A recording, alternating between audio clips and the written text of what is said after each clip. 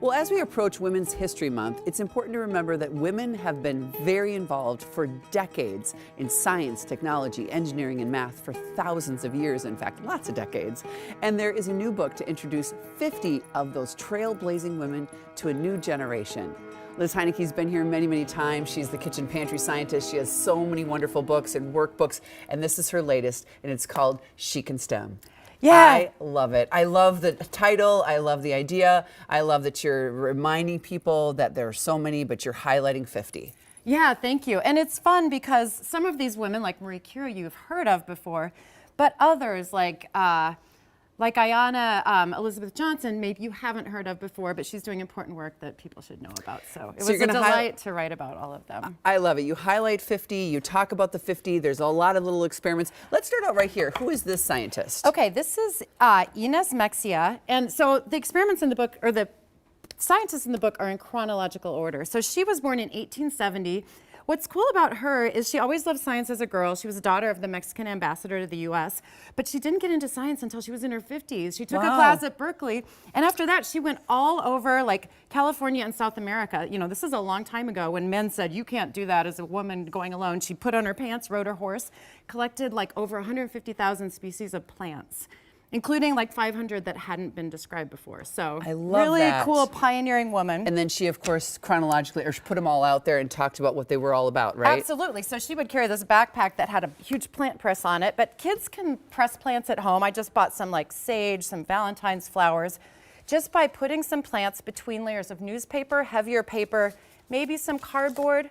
Press it under a book, they can experience pressing plants for themselves. Yeah, and then learn more about them, and they're so pretty once they're done. Exactly. Okay, let's talk about this scientist. Okay, this is Marigolda Ross. She's super cool. She's the great-granddaughter of a Cherokee chief, but she is a famous aerospace engineer. So she worked on the space program. She wrote the planetary handbook for NASA, like the planetary travel handbook. Yeah, so the project associated with her is making paper airplanes. Well, that works out really well. So yeah, these are a lot of fun. I love that. Kids can try different wing Ooh, that's a good one. widths of wings, different designs to see what flies the best, do a little aerospace engineering of their own. Good for her. All right, what's the next scientist? Okay, this is Naji Mason. And one thing I try to talk about in the book is what kids were interested in, or scientists were interested in when they were little.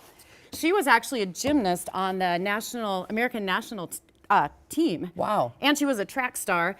But she works on really thin layers of materials like carbon to see how electrons can travel through them. So this project is cool. You scribble with, this is graphite on some paper.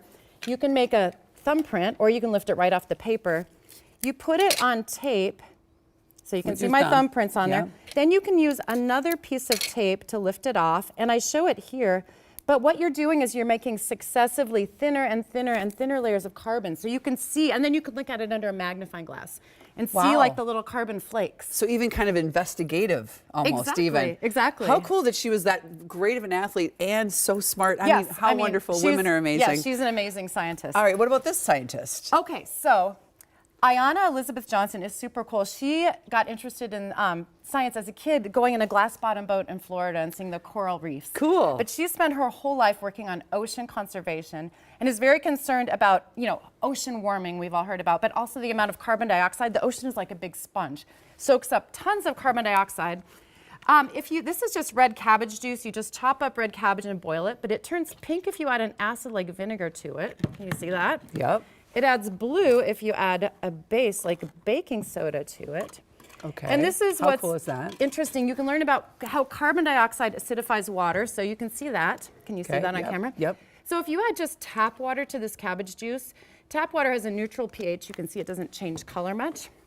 If you add carbonated water with carbon dioxide in it, to the cabbage juice, can you see how it's just a tiny bit pinker? Oh, absolutely, yep. So that shows you how carbon dioxide from the air can make the ocean just a little bit acidic, which is bad for ocean animals. So that's why scientists like Ayanna are interested in protecting the oceans to protect the animals, protect us all, right? The oceans take care of us too. You're a scientist, I'm a scientist. We get out, we get to talk to kids, we talk to girls, we talk to boys, we talk about science.